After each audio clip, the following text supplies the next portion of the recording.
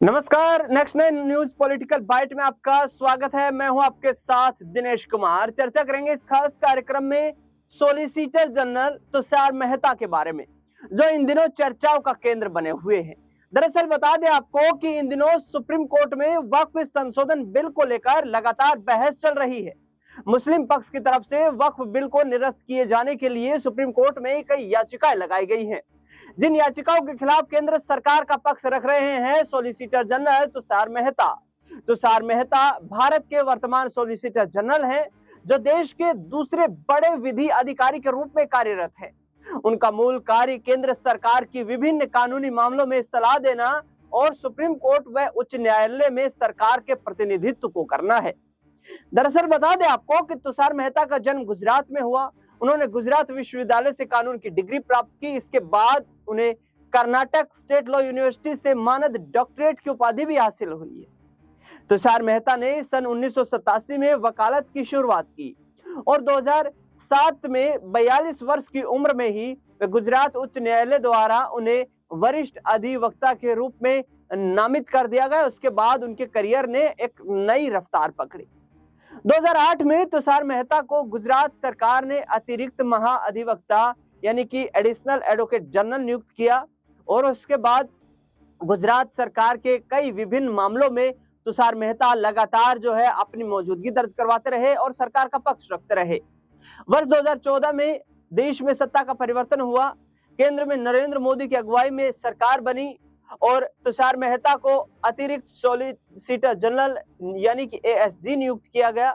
वर्ष 2018 में 10 अक्टूबर को उन्हें भारत के सॉलिसिटर जनरल नियुक्त किया जाने की घोषणा कर दी।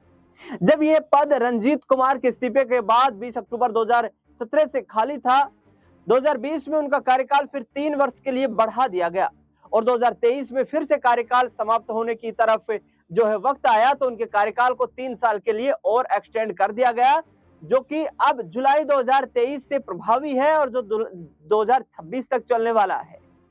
तुषार मेहता ने कई हाई प्रोफाइल मामलों में केंद्र सरकार का प्रतिनिधित्व किया है, जिसमें 2G घोटाला मामला भी शामिल है। दिल्ली उच्च न्यायालय में विशेष लोक अभियोजक के रूप में उन्होंने काम किया और 2G घोटाला को लेकर सरकार का पक्ष भी रखा। जम्मू कश्मीर से धारा 370 और अनुच्छेद 35A को हटाने को लेकर सुप्रीम कोर्ट में जम्मू कश्मीर सरकार के वकील के रूप में भी वो पेश हुए और जिस तरीके से लगातार उन्होंने अपना पक्ष रखा, केंद्र क्या चाहती है उसको लेकर भी लगातार चर्चाओं में रहे। इसके साथ साथ सुप्रीम कोर्ट में कर्नाटक सरकार की ओर से दलील दी कि हिजाब विवाद पॉपुलर फ्रंट ऑफ इंडिया द्वारा शुरू किया गया था, जिसको लेकर तुषार मेहता लगातार चर्चाओं में रहे। इसके साथ ही समलैंगिक विवाह 2023 में विशेष विवाह कानून के तहत समलैंगिक विवाह को कानूनी मान्यता देने से इनकार करने वाले सुप्रीम कोर्ट के फैसले में केंद्र सरकार की ओर से तुषार मेहता प्रमुख वकील थे। उन्होंने बड़े मुद्दे को लेकर के यहाँ पर केंद्र सरकार का पक्ष रखा।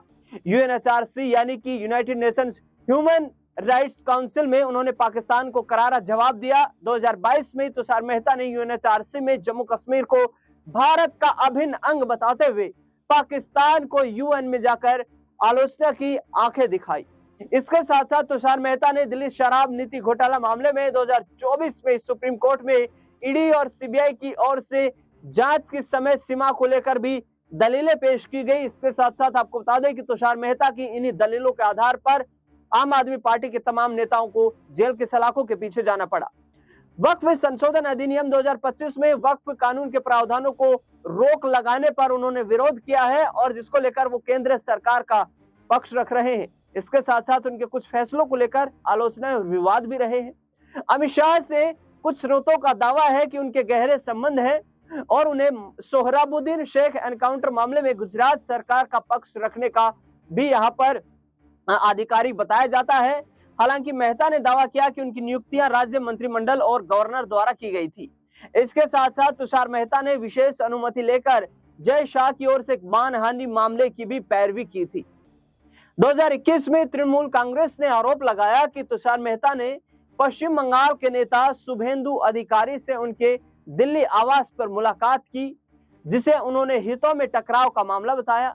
टीएमसी ने उनके खिलाफ सीसीटीवी फुटेज जारी करने और उन्हें पद से हटाने की भी मांग की। तुषार मेहता ने मुलाकात से इनकार कर दिया था, जिसके बाद वो लगातार चर्चाओं में बने रहे। वरिष्ठ अधिवक्ता की उपाधि का विवाद भी यहाँ पर लगातार उनको लेकर जोड़ा जाता रहा है। 2024 में सुप्रीम कोर्ट में तुषार मेहता ने वरिष्ठ अधिवक्ता की उपाधि प्रदान करने की प्रणाली को मजाक और ऑनलाइन मीम्स का विषय बताया, जिसका वरिष्ठ अधिवक्ता इंदिरा जयसिंह ने विरोध किया था।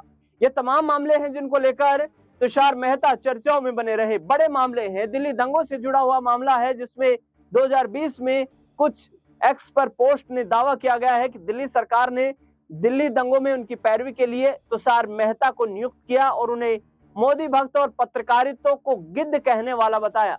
हालांकि ये जानकारी सत्यापित नहीं है, इसके आधार पर कोई भी पुख्ता प्रमाण सबूत मौजूद नहीं है। लेकिन तुषार मेहता जिस तरीके से केंद्र सरकार का पक्ष इस वक्फ संशोधन बिल को लेकर रख रहे हैं वो वाकई दिलचस्प है, क्योंकि तुषार मेहता जिस तरीके से मोदी सरकार का पक्ष रखते हुए वक्फ संशोधन बिल पर दलीलें पेश करते हुए नजर आए। उन्होंने चीफ जस्टिस ऑफ इंडिया की जो अगुवाई वाली बेंच इस पूरे मामले को लेकर सुनवाई कर रही है, उसमें केंद्र सरकार का पक्ष रखते हुए कहा है कि केंद्र सरकार का उद्देश्य वक्फ संशोधन बिल में अधिनियम में यहाँ पर बदलाव करने का यह था कि इसे न्याय प्रणाली के तहत लाया जाए।